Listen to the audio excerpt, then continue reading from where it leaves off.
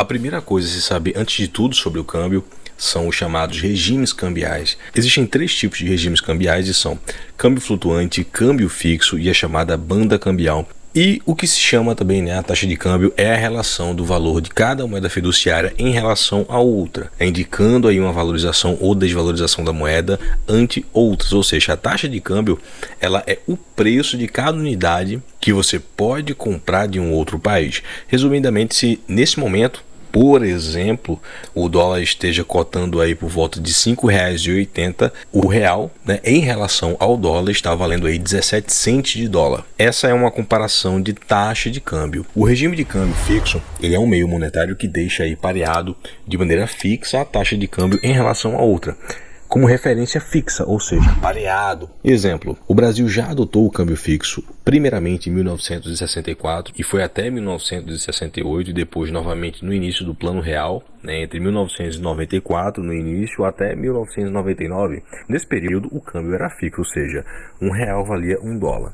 Esse regime permite previsibilidade, pode ser vantajoso principalmente para o comércio de importações entre os países, mas principalmente o consumo e turismo. Porém, ele se torna absurdamente caro e inviável para o Banco Central e deixa o país aí muito vulnerável a crises externas, como aconteceu no passado, depois o fim aí nesse regime de câmbio, especificamente o Banco Central ele tem aí que ficar negociando a própria moeda para poder manter aí essa referência.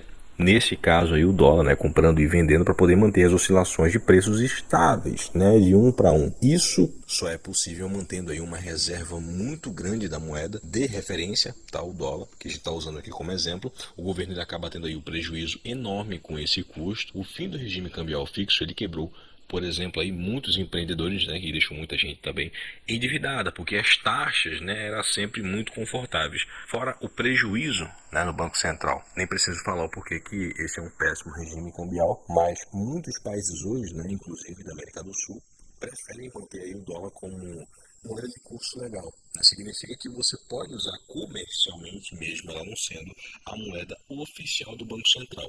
Deixa muito mais informação e insight bacana, o link vai estar na descrição e também no primeiro comentário. Inclusive se inscreva aqui no nosso canal oficial de cortes e também lá no JRG Capital e ative as notificações, que é muito importante para ficar por dentro de tudo que está acontecendo no mercado, além das oportunidades de negócio.